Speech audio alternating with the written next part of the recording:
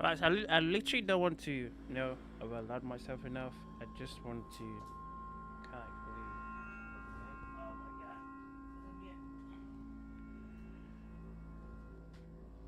god. Alright, we gotta see this. Right, I literally don't want to.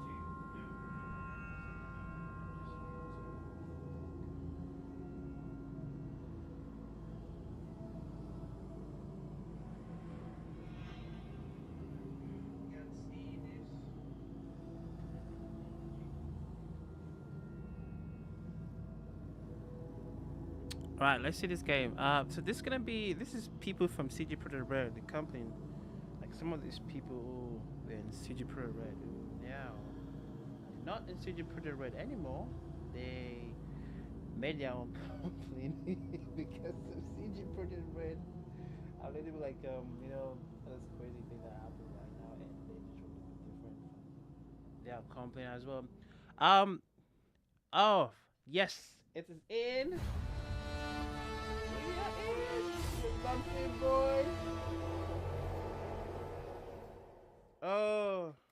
Hi everyone and welcome to the first ever The Blood of Dawnwalker livestream, our game reveal event. My name is Dominika, I'm the community and social media lead here at Rebel Wolves, and I am joined today by my friend Matt, a content creator, streamer, and a long-time RPG fan, also known as Lionheart. Thank you so much, Dominika. It is an absolute pleasure to be here live in the Rebel Wolf studio. The game's actually being made here, right? Yes, we have 120 super talented people working on the game, and many of them are actually watching us right now live from our company watch party. I want to see. Huge shout out to you guys. I know there's still going to be like a few gameplays. I mean, this is a massive night for the Rebel Wolves team, and for it to come under a full wolf moon. I mean, it's the perfect time for this reveal. Yes, and we're so excited to see all of you guys and gals joining us on Twitch. We know time zones are tricky, so a special thank you to those of you who had to get up early or those staying up late just to be here. We really appreciate that. Yes, and a very warm welcome as well to all of the streamers who've decided to co-stream this event live to their own communities. I can't wait to see all of your reactions later on. Definitely. Now, many of you have been asking us about what's been going on behind our doors, and we have great news. The wait is finally over, and we are ready to unveil what we have been cooking up for the past 2 years. Okay. Yes, that's right. There are so many exciting announcements to come through the rest of this event, so I really hope you're comfortable. Now, Dominika, I think we should probably start at the very beginning. What is the Blood of Dawnwalker? The Blood of Dawnwalker is the first chapter of a brand new role-playing saga. It's a dark fantasy, narrative-driven, epic adventure set in medieval Europe with a supernatural twist. Okay. Our aim for this game is to create a truly unique experience for you guys, a game that we have been dreaming about. That sounds like my kind of game, I'm going to be honest. There are so many things to come tonight, and I know everyone here is really excited to share this all for the very first time. But for everyone at home, you're probably wondering, well, what does that mean for us? Well, you're going to hear more about the world, more about the lore, and for the very first time, you're going to see the full CGI trailer for the game as well. But it's not just any trailer, right? It's not just some random trailer. It is actually the game's opening, setting up the stage for the whole game. It shows this one moment in history when the world changes forever. So I think there's going to be like I can't wait to see how well the community does pouring over I do know that there's going to be like of this trailer. Just in the reveal campaign so far, a few gameplay, but not really much. Tell me about it. Discord, so far. You guys are mind-blowing. The Discord have been incredible, but soon we're going to throw it over to a bunch of the devs, and you're going to dive further into the world of Dawnwalker. You're going to learn more about the characters, the lore, and the art. Then we're going to weave in a few songs as well that should really help set the mood for the game itself. Okay. I've been listening to them non-stop, and they are incredible, right? Lastly, make sure you stick around all the way through, because we also have a very brief but very real gameplay teaser as well. Oh, yes, and it is an actual look at the state of the game as it is right now, straight from the engine. And in the meantime, we will be checking out all your comments, so make sure to drop all your thoughts or your impressions in the chat. My teammates, MJ and Mati, are already there with you, and we'll respond whenever we can. And this is it for now. Yes, that's it for now. Let's get into the mood with some music, and let's hear from our game director, Konrad Tomaszkiewicz, and our narrative director, Jakub Szamałek, who will tell you about how it all began. That's right, friends. The time has finally come. Sit back, relax, and get ready to experience the world created by Rebel Wolves. Once a Witcher fan, and now they are, making their own game. And this is probably gonna be like, truly like, Witcher theme game. You see, the song even makes it feel like you're playing the Witcher 3, and like, I hope it's gonna be like a really good game for them to start up the brand, and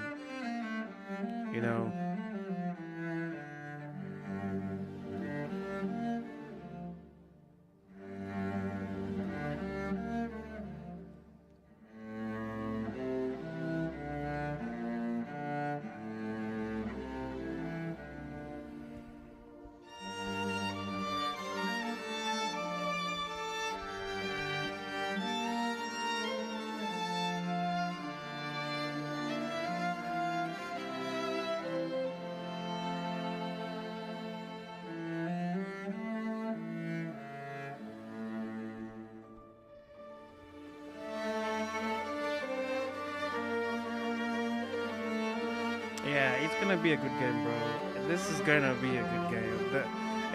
The sound is exactly like you're watching The Witcher 3, and yeah, people who come from the Witcher brand and they are making their own game. Of course, it's going to be so good. Ah, look at the sound, bro. That's so good. I love it already.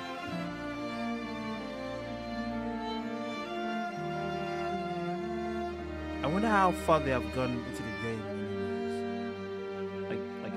Like how far they have gone into the game. If the game is already ready to be played-ish, I don't know.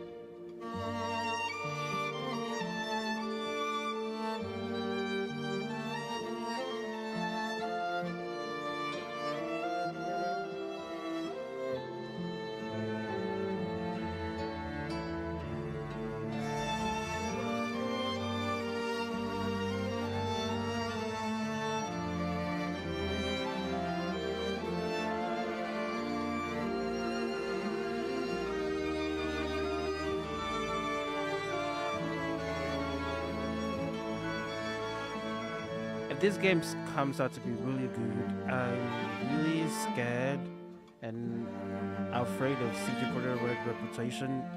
And if The Witcher 4 doesn't live up to The Witcher 3, I don't think it's going to be good, mostly.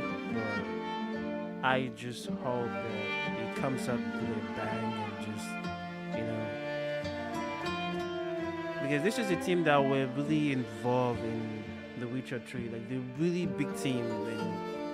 They just said, you know what, we just want to clear out from the stuff that's happening in CD Projekt and just go make our own game that really impact, the Witcher franchise and their own different game actually. Alright, something's happening. I decided to open the Rebels company because I felt that there is a huge space for innovation and for evolution in the open world RPGs. And to achieve that, you need to have independence and artistic freedom. And sometimes you need to make hard and risky decisions.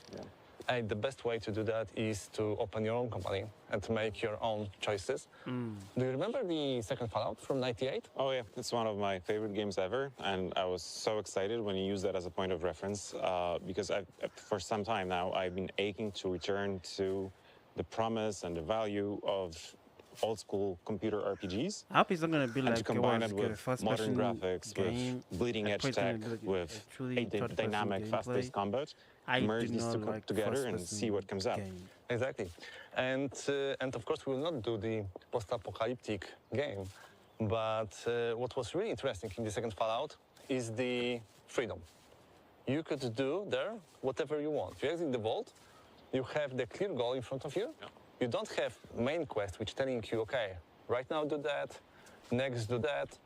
You just shape your own main story, and you build your own experience. And this is like the total freedom in the games. Yeah, and as a writer, this is something that excites me about the games the most. If they really talk about the choices, the, Witcher, the freedom, non-linearities, I think this is something that's truly unique I to don't know. video games. Like, you can't The Witcher emulate in this, that in any other medium. If they really mention so the I'm so Witcher, glad that they we are are making a game that sets out to explore that space and see what else, what new is to be done there. So that's great.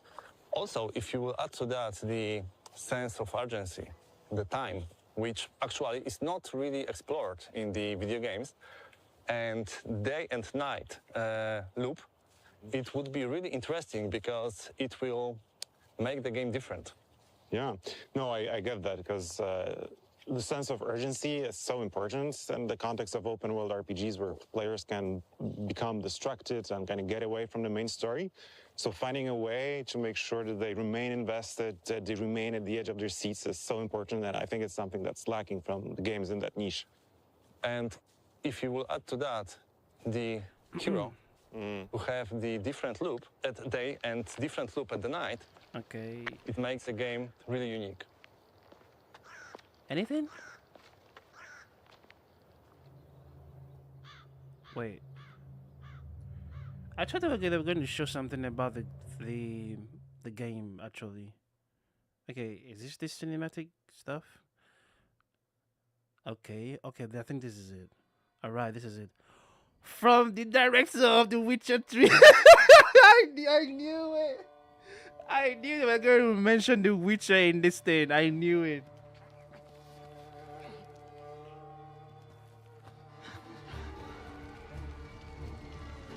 Must be here somewhere.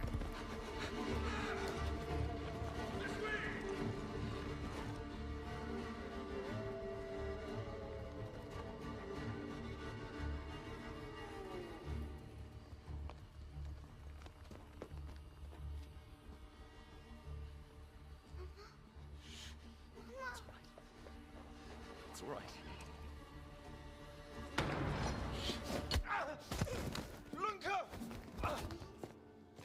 Hey man, what's up? What's up, James? How you doing, bro?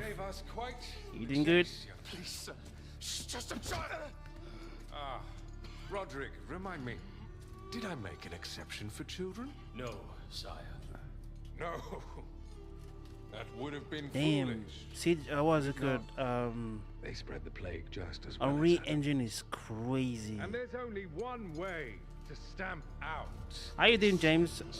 Hope you're doing good, James. No!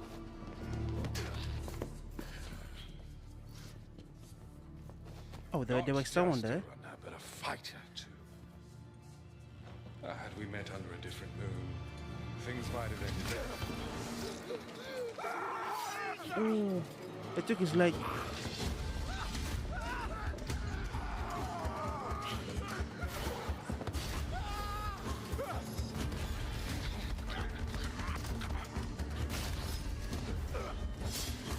Alright, man. I'm doing great, bro. I'm just enjoying playing recently part of Exile, and I'm doing wonderful. Ooh. Oh. Lunka.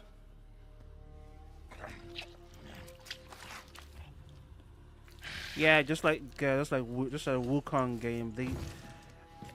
the problem about Unreal Engine is the FPS and the craziest thing that is happening. I think the engine is too good to be. It's so good. Please.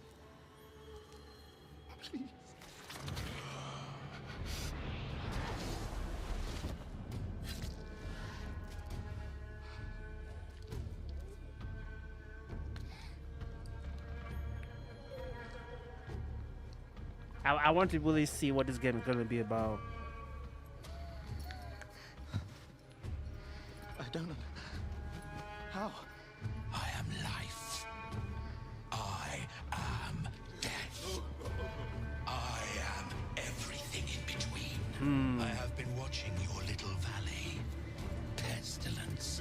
Famine. Please do not be a first-person game. I want this to be a third-person game. Things will be different now.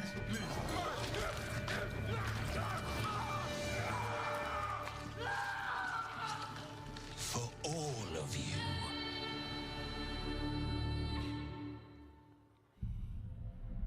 The world needs what it fears. That is vampires.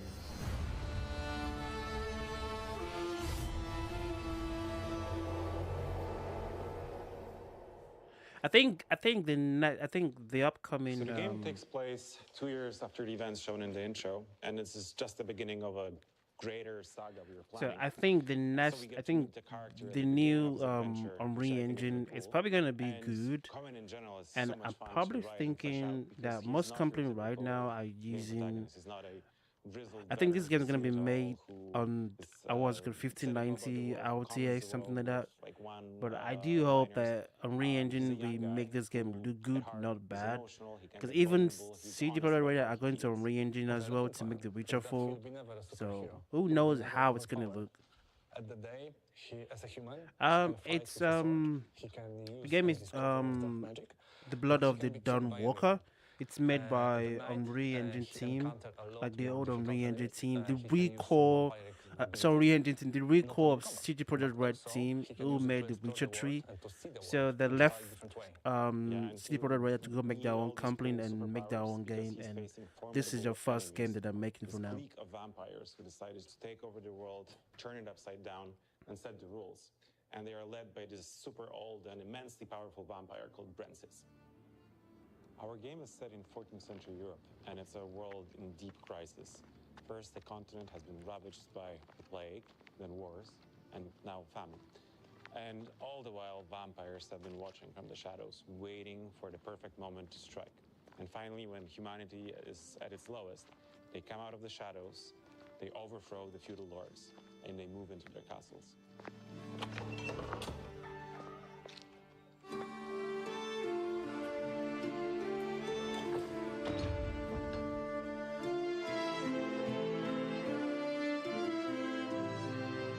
Vampires ruling the world is not necessarily the bad thing. Feudal lords in that time killed the whole villages to prevent, the plague. And the vampires, they defend Cohen and his sister. They even healed Lunka. And, I know that people need to pay taxes. Yeah, that's in blood, something I really. My problem is, I hope it's not going to be all about AI. Favors are uncertain. It's going to ruin video game for me. And sure, they protect the way 1590 is all about AI. I'm not really going to buy the GPU anyway because kill them.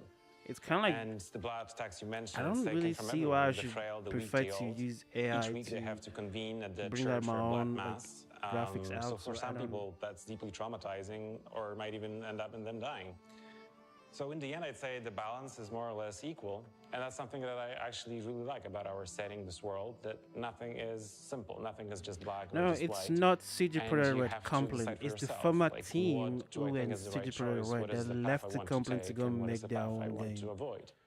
And So ultimately, it's not Cohen's family ends up CD in Projekt the Red. dungeons of It's the not their vampire game. lord. It's actually And even as the Cohen is former trying to team who free made The them, Witcher 3 he will meet people who that is still doing this support one the now. regime.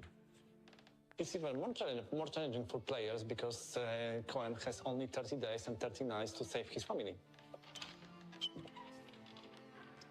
In most games, sandbox means gameplay freedom. In our, it means narrative freedom. we don't think about the quest like the main quest or the side quest. We just have quests.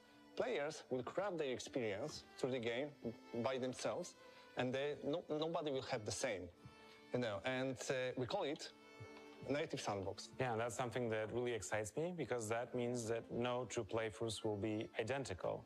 That each player will have a unique experience. And that's the true magic of video games, and that's why I love making them. Welcome back, everybody, and I hope you agree that that was worth the wait. Now, the best news is that we are just getting started tonight. Damn, you're still using 3080? Oh my days, that is a really and for our Polish community out there, good news, we will be dropping the Polish version of the trailer, that's still good. Polish That's dubbing still on our social media channels that's still right after GPU the anyways. stream. So keep an eye on them. I think a lot of people are going to want to rewatch that trailer, so I bet that they're really, really happy. But we've got a lot to unpack here, right? So you mentioned before that the trailer actually serves as the intro to the game. Yeah. So everything that we all just saw, that happens before the game starts? Yeah, so the cinematic that takes place 2 years before the events from the game. So 2 years before Cohen, our main protagonist. I think that's gonna kills a be Dawnwalker. probably So like you can see the that way in The the Witcher CGI, he's is, still very like young, he's a still little very, bit of like a saga thing. inexperienced. You see So- that innocence in him, right? But that will need to change. The world is going to change drastically for him. He will need to grow Come on, up. give me, He'll need show to me some mature a bit. gameplays. That's what I want to see, So man. you will see that Or in the other game the assets, he looks a bit differently. the core I of just the wondered why game. he looked so much younger. Clearly, I don't Cohen's want had a really rough too much couple of talk, years. man. I can't wait to work out what happened in between. I think it's going to be pretty exciting. Now, but we didn't just meet Cohen, right? We met his younger sister, Lunka, as well. But in the video we just saw, Conrad mentioned that she was healed. So does that mean she wasn't turned into a vampire then? No, Lunka was indeed healed from the plague. Yeah, the because Black it's the Death original by team who Francis, made The this Witcher, old so vampire leader of the it's vampire clique. still they still have the And blood in turning them of The humans into Witcher, vampires and I works think the a bit game is going to differently in our represent The game. Witcher as well a But we little actually bit. have another duo of But devs who I we're going to do talk about think in a I moment. hope it's going to Okay. Well, then I won't be a steal their challenge thunder. from CD I'll Projekt let Red to them see this explain it, company and but say, well, I guess we what have I should a ask is, competitor now. who or what is a Dawnwalker then? That is such a loaded question. So many layers to it, honestly. Okay, but so the basic premise is like this. Dawnwalkers look like humans during the day, but they turn into vampires after dusk. But they're not actually humans, and they're not actually vampires. They are something in between. Okay, very mysterious. I love it. Now, Dawnwalker itself, it's a brand new IP, right? Yeah, it is. It is completely original, and I think this is what actually makes this project really special for us, because it's a handcrafted universe, of course, rooted in real history, inspired by some myths and legends, but essentially built by our team from the ground up. From a gamer perspective, again, knowing that you guys have full control, that you've got a vision for how this is going to be, and that you can actually implement that, it's just so exciting. Like, It's so exciting for us as well. yeah, you know? I can imagine. Yeah. Now, I could talk about this all day, but we should move on and talk about the art of Dawnwalker, Okay. the world and its inhabitants, All right, which show me. includes vampires. Yes, and we will meet with our art director, Bartłomiej Gaweł, and our environment artist, Adam Payet. And we're also going to hear more about the characters and narrative design as well, right? Yes, and for that we will meet with our writer, Ariana Sierkiewicz, and our creative director, Mateusz Tomaszkiewicz. Wait, Take is it this away, guys. is this like The Witcher is like it's like a story written from a novel, or it's just like Man, a look at new this thing? place. That would be perfect for the writing team. Not just for them. I love storytelling myself. Since I can remember, telling stories through images is what I love to do. Yeah. So when I received the first script for the Dawnwalker, I fell in love with it right away. I think for me, what got me was the concept art when I first saw those Carpathian villages hugging the mountain slopes, the valleys, Oh, come forests. on. This and then is also so the muddy much streets like of The Witcher Sparta 3, and the bro. long shadow of the cathedral. It all felt very This is so much like authentic, The Witcher muddy, 3, and bro. also very familiar, I homely just and, hope well, Eastern that- European. Not just Eastern Europe. No, yeah. It's a mix of It's a predominantly Romanian motifs with third-person game, not a broader influences first-person of game. Balkan That is what I cultures. just said because It I gave us a hate freedom of creation. It's a first-person vast games. range I of don't know why I inspiration from hate Polish it. log houses, Because I only see my character Ukrainian anyways. or Balkan clothing to Romanian defensive churches. That variety in that broad spectrum was also interesting to get because I never thought as an environment artist I would have to learn in Romanian how to Google specific museums just to get the references. On the other hand, we also set a boundary for ourselves, and that boundary is a time period of inspiration ranging from the 13th to 15th century. And this is meant to ensure the visual consistency of the world. Yeah, and that is also quite a challenge to make sure that what you create is authentic, grounded, and has a real sense of place, but at the same time isn't just a picture and invites exploration and promotes that gameplay. I wanted to see how far we could push realism so that players truly feel part of the narrative. But this is not a simulation of medieval life. Not at all. Okay, so it's not a simulation, so it's an RPG. Realism can be boring, and we wanted to create something exciting. And that's where the magic comes in. Yes, the magic. Our magic isn't filled with fireballs or flashy lights. Yeah, it's probably even more interesting to get right than the realism part of it, because when a quest brief comes through and the magic is manifest by, I don't know, birds flying in the sky in a strange formation or the northern lights not being in the north, it really makes you rethink the whole location and how it should come together to marry those two aspects. Our magic is also serious and it's closer to paranormal phenomena than to traditional spellcasting. It's like the X-Files set in the Middle Ages, all deeply rooted in the history of the Dawnwalker world. They are not using and I think it's the weather and the lighting system that do majority of the heavy lifting to take a location and really push it one notch above realism to give it a slightly off feeling. I think my favorite location for that is the cathedral. During the daytime, it's that monument to Gothic architecture with people bustling around. And then as soon as the sun starts setting in and the streets clear, the fog starts setting in, and it becomes a completely transformed, different area, very spooky, almost liminal, cemetery-like space. And that was also a very early and conscious choice on our part. We wanted the world to be a different place after the sun sets. Okay, is this a gameplay? A new trailer? Right, so, hold on. Environment art is something I understand, right? I do it every day, I understand the creative process behind it, but I've never touched anything to do with character art, which is your speciality. So would you mind walking me through what was your creative process in coming up with that whole thing? Sure. So we approach the work on vampires very seriously. It's a whole new universe. What's even better is that it's a mix of familiar elements with a fresh twist. We all know that vampires are well-defined in pop culture and have been around for a long time. So we wanted to create something fresh. So what primarily sets them apart even real? is their teeth. Our vampire teeth keep growing throughout their lives. We just want to the know, older the vampire, the more teeth people they have. just seem like they So are instead of two sharp teeth, they have a series of needle-like fangs, densely growing from their jaws, often emerging from different parts of their skull as they age. The teeth keep growing because the vampire can use them to create another vampire. And the mechanism is very simple. The vampire pulls out his fang and drives it into the heart of its victim. Lovely. So what's interesting is that our vampire's teeth aren't visible at first. They can extend as the mouth opens, and it looks really creepy. Yeah, I still remember the first time that the animations came through from the character art team, showing the mouth opening and the teeth growing, and it was absolutely disgusting. I loved every bit of it.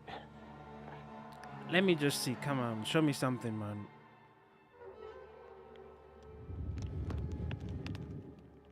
So Cohen's Argyria, the silver poisoning he got when he was working in the mines, is both a blessing and a curse. Because on one hand, it weakens him. On the other hand, it protects him from becoming a vampire fully. But he gets to traverse both worlds, both the world of humanity and the world of the creatures of the night.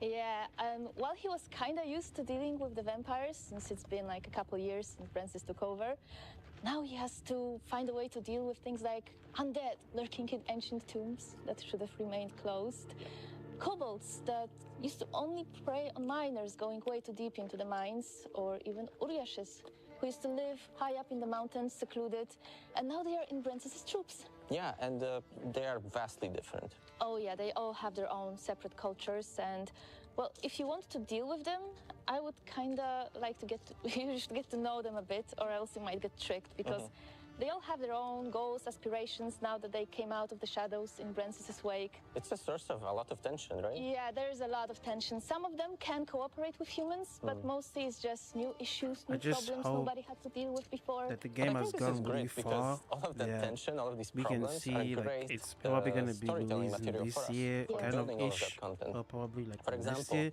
Brancis, he had to normalize this thing for the humanity, convince everyone this is the new normal. Yeah.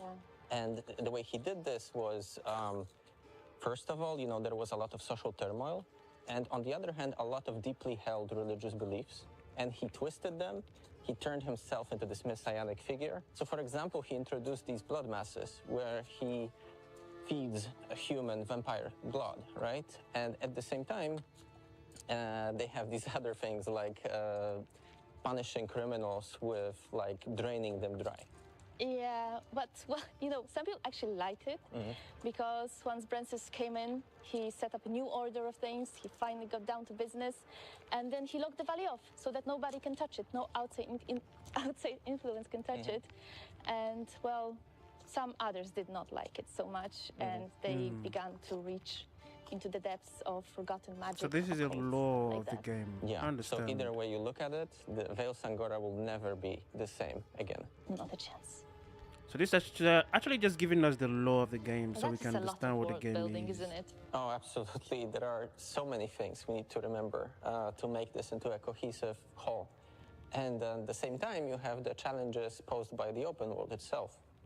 Because, there's a risk of the content being formulaic or repetitive. We handcraft all of it, and we focus on telling these unique themes we really care about. Oh yeah, we want to talk about loss, about the meaning of family, about opposing tyranny, about trying to coexist with creatures you've never had to coexist with before. Well, but that would be difficult to do with just Coin and Brancis, right? Impossible, actually. We had to create a whole host of characters, and we really wanted to avoid having cardboard cutouts, like without motivations, without backgrounds, goals, and ambitions. But, when you meet those characters, your goals and ambitions may overlap, and you befriend them, or it might be the opposite, and you go on a warpath with them. But, given the goal that you have ahead of you, it might be good to have some friends to go along with. Well, but you could go on your own, right? If you wanted. Well, yeah, you could just grab a sword and go storm the castle. Yeah. But, it might be wise to, for instance, find the rebel cell and try to dismantle Brancis's rule with them. Or, I don't know, listen to what an agent from outside of Veil Sangora has to say. Which is exactly why I love how we structured the game, because we offer a lot of choice in which characters do you want to interact with, which you might want to skip altogether. And also on top of that, you have this layer of non-linearities where you can decide their fates, but also the fate of Cohen and his family. Yeah, and I really like that because it gives us so much replayability. You can always choose a different path. There's something else waiting there for you. Yeah, exactly. And also, on top of that, you get to find all these secrets of Veil Sangora and fill all the blanks and, explore the world. And yet another path might be lurking within that. Okay, now, wait. Handcrafted content is all good and well, but on top of that, we also have a number of really cool gameplay systems that further feed into the narrative. Yeah, and speaking of feeding, my favorite one is the blood hunger. It lets me play a real vampire. I don't just have to drink blood to use my cool abilities in combat, but if I talk to someone without feeding first, I might just lose control and I might eat them. And it's I really want to see the gameplay right now. I don't want to see them talking anymore. I just want friend. Oh, really? I will break my heart and I will break my quest. Yeah, so you better keep him well fed. Yeah, definitely. Do you have a fave? Yeah, I really enjoy the ones that are revolving around Brancis, because it makes him this active antagonist. This means that he will basically react to what Cohen is doing. So this is kind of like he will pass these edicts how should I put this game? Hinder your path. So for it's example, more like this game where you have different kind of it changes the world, right? People to choose in, and also you can join if you want to join them running the or show. It's also his three powerful vampire. I've forgotten the game I can really. Yeah, when I I saw them in CGI, that was such a hype moment. Finally animated, voiced, and just loved it. Yeah, and on top of being cool characters, they also have their own like spheres of influence, and you get to dismantle their organization step by step, making it simpler for you to confront Brancis and free your family. Well, when it comes to freeing your family, there is one more antagonist, that is time itself, because every time you do something important in the game, when you complete an objective or you complete a quest, time moves forward. Yeah, but what I really like about this also is it's not like real time. You actually get to control how much of this resource you want to spend, right? Yeah, you have to manage it wisely, but if you just want to enjoy the view or just take a stroll, you can without stress. But once you get down to business, you have to do it smart. Yeah, so I think all of these things combined. I'm trying to understand the gameplay without them showing me the gameplay. I'm trying to understand what they're trying to really mean about this. And you know what? I cannot wait to see what shenanigans players will get up to playing with those systems. I will be there watching it. Same. Shenanigans. As you can imagine, last 2 years were really intense for us. I want to thank the whole Rebels pack. You are the best, and it's a privilege to work with you. The Blood of Dawnwalker is a very special game for us. Okay. Because it's first truly ours. All right. What you have seen so far is only the beginning. Right. In upcoming months, we will share more with you. Oh, but for now, so they're going to be active I have this one more year. surprise for you. A gameplay?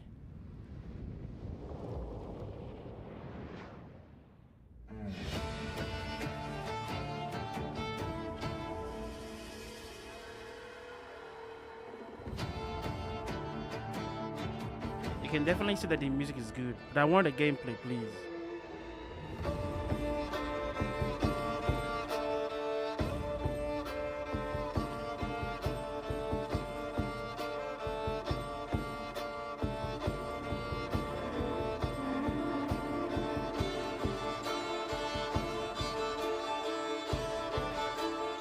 Alright, the gameplay is coming next. I cannot wait. I just want to see the gameplay, please.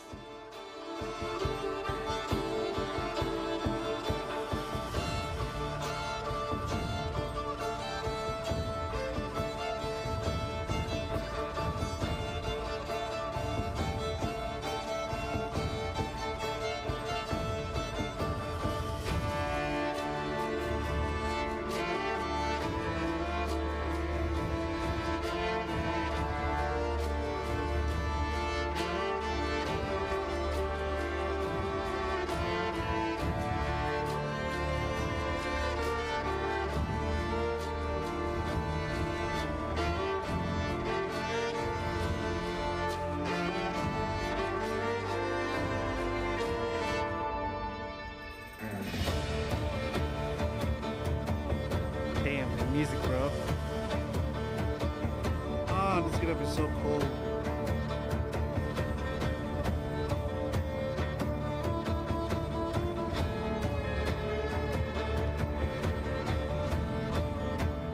You know, one thing about a game is when you listen to the score of the game, that is when you know a game is gonna be good.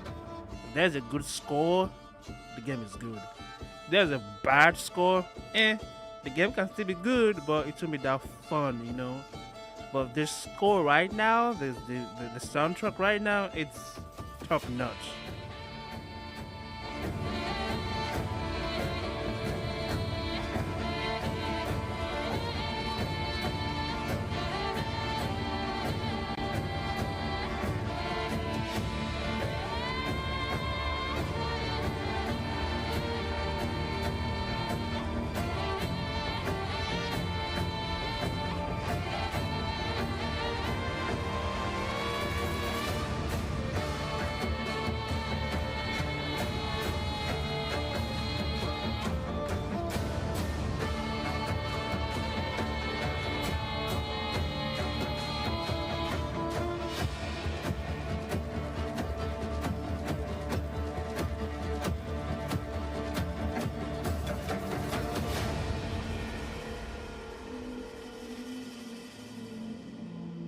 Okay, it's gameplay. Show me something. Third person gameplay. Please Do not be first person. I hate first person. Please.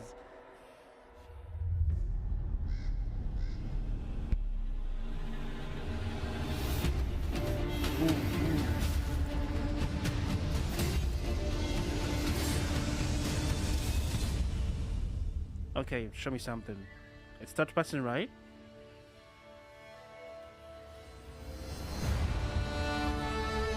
What? That's it?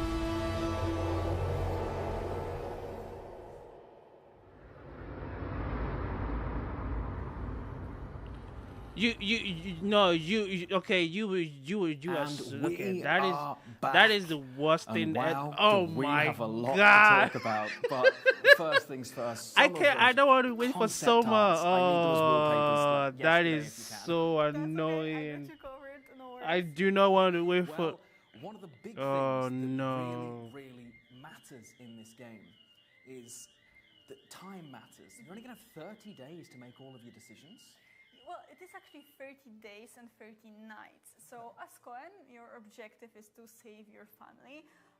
But how you do it, when you do it, and if you actually do it at all, it all depends on you and your decisions. Wow. Now, the astute amongst you watching at home will probably just have clicked that is why there was a 30-day and 30-night countdown prior to the stream going live today. Just those little bits of detail, all of the tie-ins, the full wolf moon, I love it. It makes me so excited to see what's coming. But the fact that decisions are going to matter in the game, like I can't do everything, right? It's just not going to be possible. Yeah. And not just that, it's the start of a whole saga. It's not just this game. It is an adventure through the ages where you walk the line between our world. Yeah, it's kind of a lag through my stream a little bit. I don't know why. It's probably I was recording. Probably there was going to be like a gameplay. This first installment, there will be so much more in the future titles. It just sounds incredible. Honestly, it's a game I can't wait to play myself, and having got to see that sneak peek, even now, it looks so beautiful. It's in Unreal Engine 5, right? Yes, it is in the Unreal Engine 5 technology. You know, we filled it to the brim with cinematic dialogues and cutscenes. And since we are talking about the tech stuff, I do want to mention one more thing, which is the third-person perspective. You could already see, and yes, the game will be in the third-person perspective, to give you that classic action RPG feel, where you are really dropped into the middle of action. That's exactly how an RPG should be, and one of the things that I learned here... Did they just say it's going to be in the first-person gameplay? Speaking of classic RPGs, the Blood of Dawnwalker will have no microtransactions.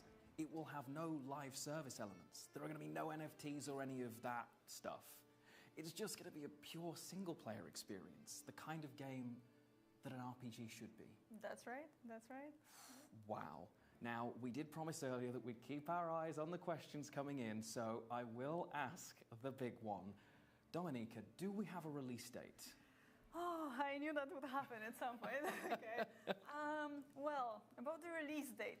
We are not quite ready to announce it just yet, but don't worry. Once we are confident about this, we will let you know, and we will definitely. Wait, why is my stream lagging for some reason? Join our official social media channels. We will be posting a lot in the upcoming months and giving you even more insight into the universe of Dawnwalker.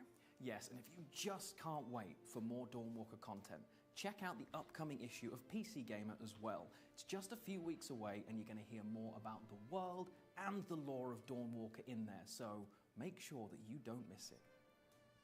But with that, we have reached the end of everything we are here to share with you tonight. It has been an absolute privilege to be a part of this. Oh, thank you so much, Lionheart. Thank you so much to all of you watching us today. We're so happy that we could finally share all these cool things we have been working on with you. And we will meet again this summer to talk more about the Blood of Dawnwalker, this time focusing on the gameplay features and unveiling how it actually plays. Until then... Thank you so much for joining us tonight, everyone. Stay safe, and we will see you soon. Bye. Bye.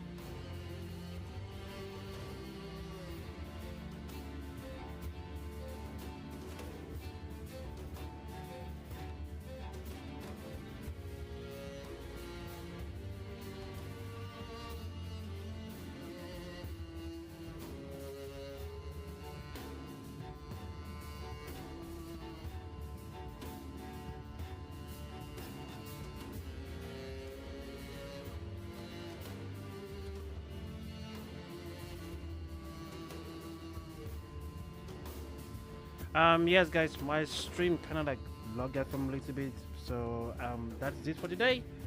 I don't know what is happening to my stream. It's a bit poor for some reason. Like the connection is a bit poor.